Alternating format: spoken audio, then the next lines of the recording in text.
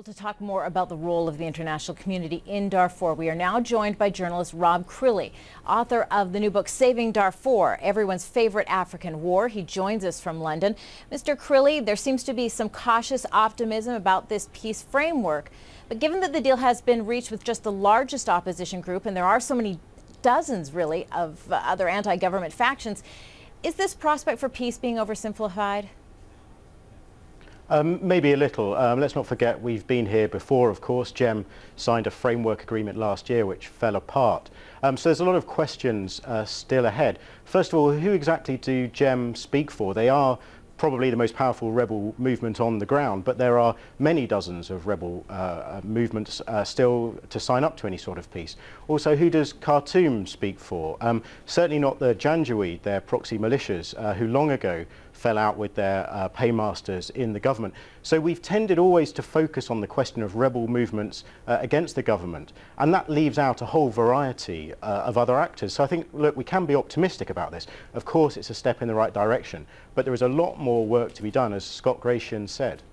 Now, you have been following this issue for a number of years now. Well, leaders in Doha have been working on this deal. Darfur has been really kind of a celebrity sort of cause for years, attracting many high-profile spokespeople. What do you think it is about the Darfur conflict that NGOs and so on find so alluring? I mean, what is it that has made so many groups latch onto this particular conflict, this particular issue? Yes, Africa is a continent riddled with conflicts, many wars that rumble on for years on end without solution.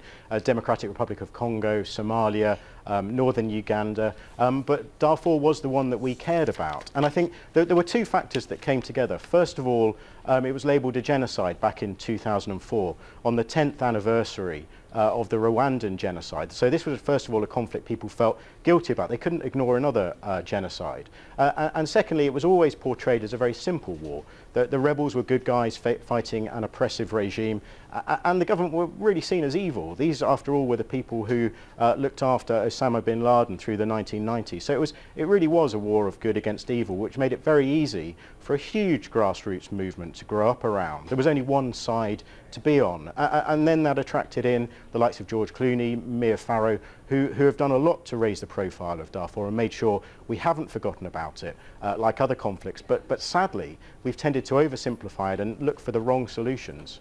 Don't you think, though, I mean, aren't all conflicts unique in their intricacies? None are really black and white. Isn't it better to illuminate an issue, even if it is in a simple, even oversimplified manner, as you might put it, than to not highlight it all? I mean, isn't the prospect for peace in this case better than the continued human suffering, even if there are disagreements about the means of getting there?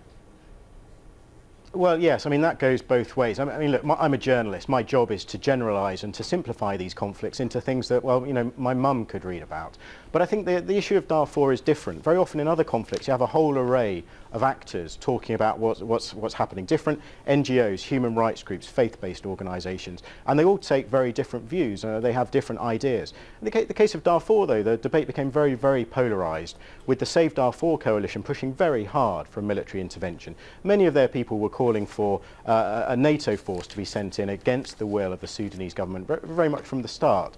Now, the other people offering a more nuanced perspective were the diplomats, the UN officials, and the aid agencies with workers on the ground who understood the complexity.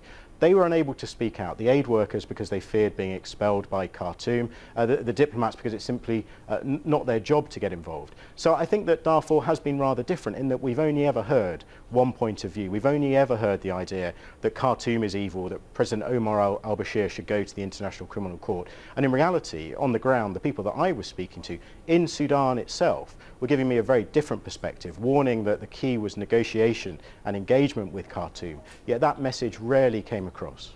All right, Rob Crilly, we appreciate you joining us, author of Saving Darfur. Thank you for talking to Al Jazeera.